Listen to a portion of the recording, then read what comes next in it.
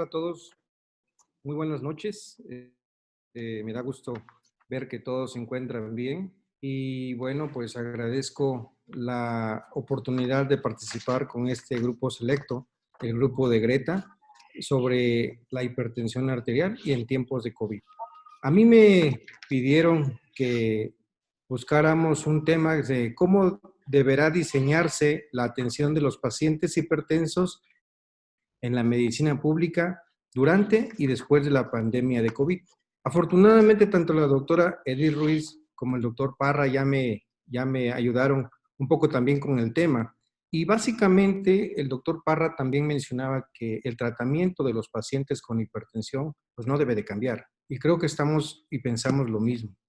Pero también se comentó en las anteriores ponencias que uno de los problemas que históricamente hemos vivido en la medicina pública, los que han estado, los que están, ¿sí? Y los que, a lo mejor los que estarán ya no, pero nos ha tocado vivir a algunos lo que se conoce como el cuadro básico de medicamentos y básicamente pues adolece de muchos de los tratamientos que en un paciente hipertenso bien instaurado y bien controlado, pues hacen y modifican la vida. Para ello yo quiero dar una pequeña introducción en la cual todos ya conocemos en los anteriores webinars y en esto, de que la hipertensión no solo es uno de los factores de riesgo más importantes para el desarrollo de complicaciones cardiovasculares, sino incluso se considera que es el primer lugar y es el causante de una morbimortalidad tanto en México como en los países occidentales. Esto traduce, por supuesto, a que la presencia de una mayor morbimortalidad repercute en una disminución en los años de esperanza de vida de los pacientes, disminuye lo que es los años de vida de calidad y, por supuesto, existe una muerte prematura. Y aquí es muy importante, en esta diapositiva ustedes pueden observar que de acuerdo a la encuesta nacional de salud del 2018, el porcentaje de pacientes hipertensos corresponde a 15.2 millones de personas a partir de los 20 años de edad. Si lo comparamos, y es nada más una comparación, en cuanto a la diabetes se considera que es 8.6 millones de personas de más de 20 años que padecen la enfermedad.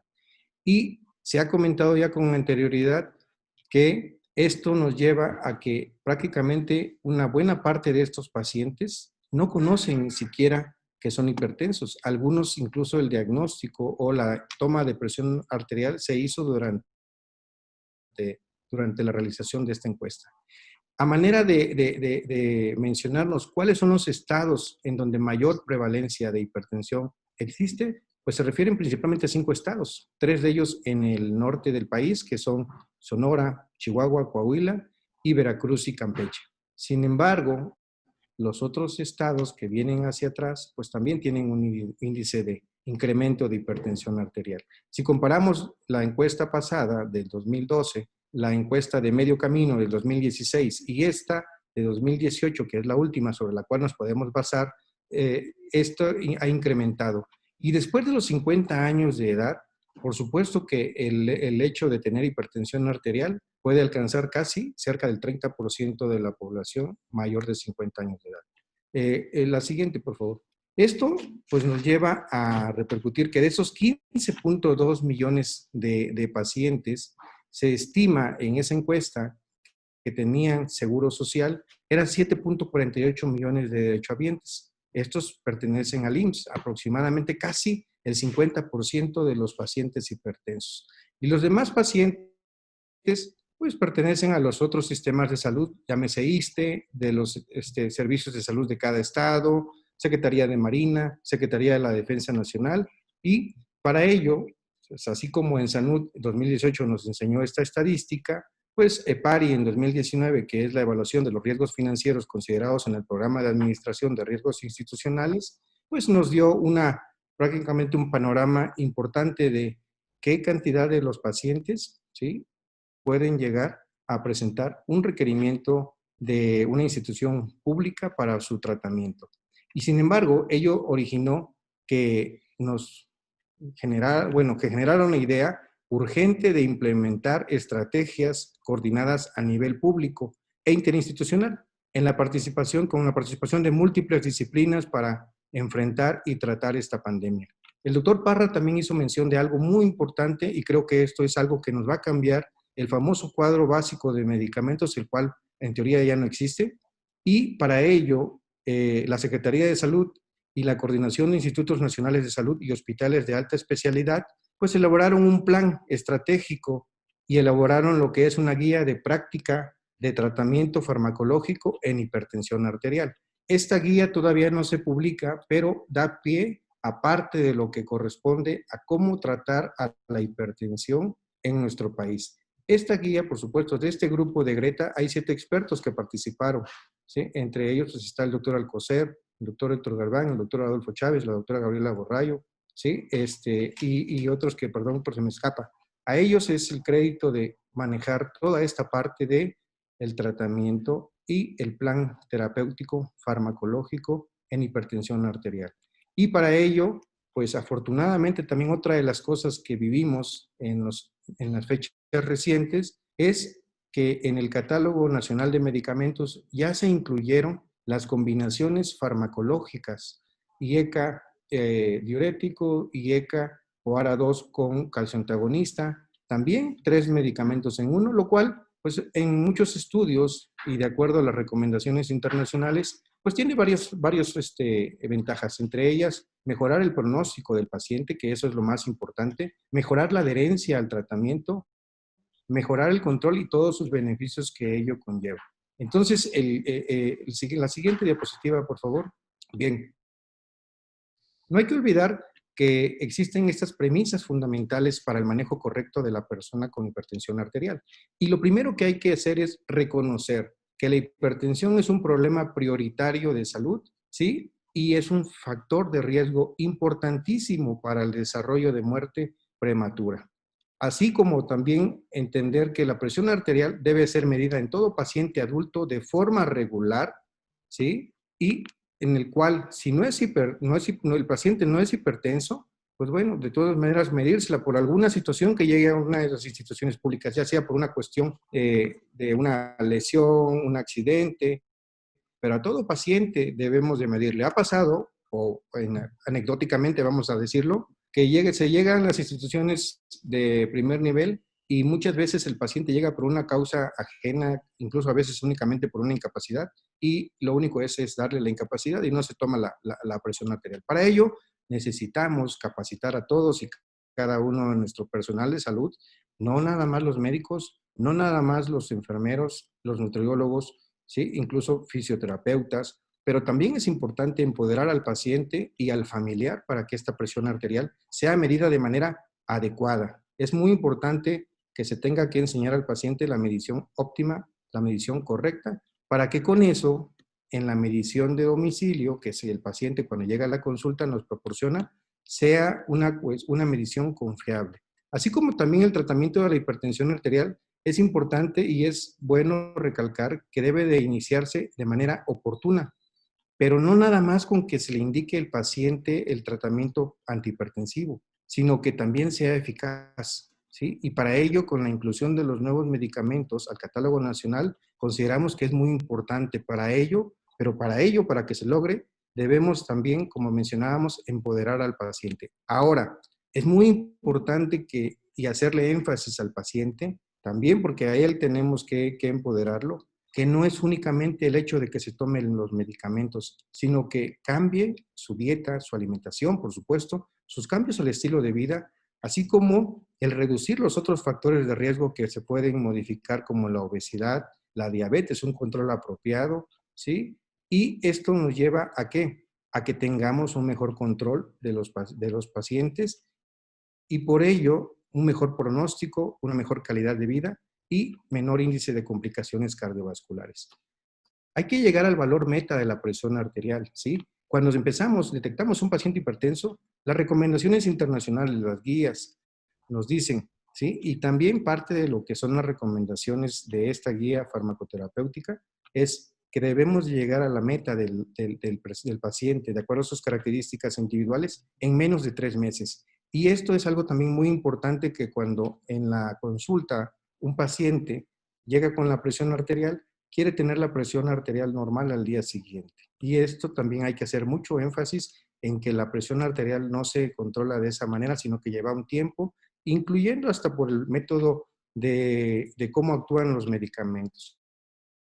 Entonces, es algo muy importante hacerle énfasis a esto. Entonces, es importante, por supuesto, que también el tratamiento debe ser entendido tanto por el paciente como por sus familiares, y por ellos también mejorar en el sistema de salud, que nos va a llevar a que estos tipos de pacientes, a que este grupo de pacientes en particular, tengan un mejor pronóstico de vida. La siguiente, por favor. A todo esto está en vías de publicación de esta guía práctica de tratamiento farmacológico en hipertensión arterial, ¿sí? Y es importante centrarlo en estos tres niveles. La detección oportuna de la hipertensión arterial, una vez que se diagnostica, ¿sí? También establecer el diagnóstico correcto, medido ya sea en el consultorio o medido en casa o de acuerdo al monitoreo domiciliario, y de acuerdo a esto establecer el tratamiento. El tratamiento ya está definido, ¿sí? Y este tratamiento principalmente debemos de enfocarnos a que el tratamiento debe de ser en terapia combinada. Solo en casos excepcionales utilizar la monoterapia. Y esto dio pie a que haya generado en las últimas guías de la Sociedad Internacional de Hipertensión algo muy parecido a esto. Incluso en el tratamiento, en la siguiente diapositiva, se hace una forma muy precisa que hay que dar a conocer a todos los médicos de todos los niveles en las instituciones públicas, independientemente de la institución, de acuerdo a cómo manejar la terapia. Esta terapia puede ser dual o terapia triple para el paciente en estadio 1 o de alto riesgo, o bien en aquellos pacientes con estadio 2 y estadio 3. Entonces, esta situación hace que a los pacientes que, si lo vemos, es un paciente con hipertensión arterial, el enfoque del tratamiento se divide en 3 pasos. Y vemos al paciente que nos hacemos la pregunta, ¿el paciente es obeso, es diabético o tiene síndrome metabólico? Estamos hablando de un paciente que se escapa del riesgo bajo. Y por lo tanto empezamos una terapia dual, y ahí nos hacemos la pregunta, ¿el paciente tiene estos factores de riesgo que incrementan el riesgo cardiovascular? La pregunta sería sí o no. Perdón, la respuesta sería sí o no. Y si es no, pues podemos utilizar alguna de las fórmulas en combinación. Y de acuerdo a evaluar en la siguiente consulta, podemos decir, ¿el paciente respondió de manera correcta? Si es sí, se mantiene con esa dosis de tratamiento en combinación. Pero si no, entonces podemos modificar ya sea la dosis de la terapia dual o cambiarla a una terapia triple. Este algoritmo, que yo lo veo bastante práctico, porque es una manera que nos lleva de la mano sobre cómo podemos actuar en este tipo de pacientes. Ahora, si es una terapia triple, recordemos que existe en combinación un ARA2, la hidrocolortiazida y el calcioantagonista, o bien un IECA, indapamida y calcioantagonista. Y este paciente, también después de instaurar esta triple terapia, tenemos que hacernos la pregunta, ¿respondió al tratamiento? Si la respuesta es sí, el paciente se queda con esa dosis. Si no, entonces nos hacemos una siguiente pregunta. ¿Hay falla renal? ¿Sí o no? Si no hay falla renal, entonces podemos agregar lo que hace unos minutos el doctor Parra nos mencionaba atinadamente, pues una espironolactona, de acuerdo a las recomendaciones de la Sociedad Internacional de Hipertensión.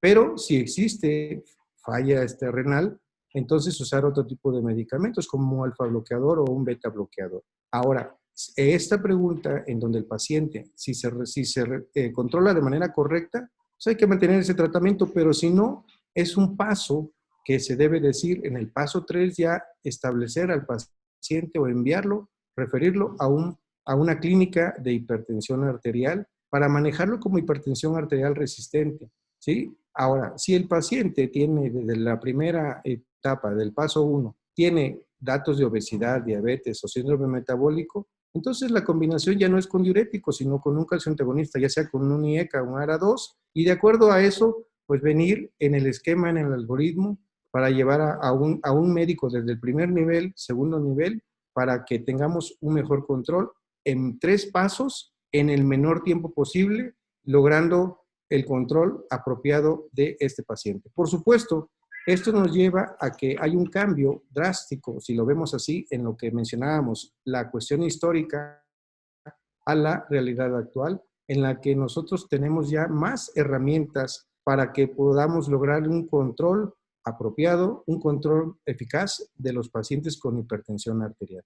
Y por eso, entonces, yo considero que cuando una de las formas, cuando un paciente nos llegue a la cuestión de, de una atención en las unidades de medicina pública, pues nos preguntemos a quién, cómo, cuándo y por qué, y esas preguntas están resueltas. Agradezco mucho su atención y la oportunidad de participar.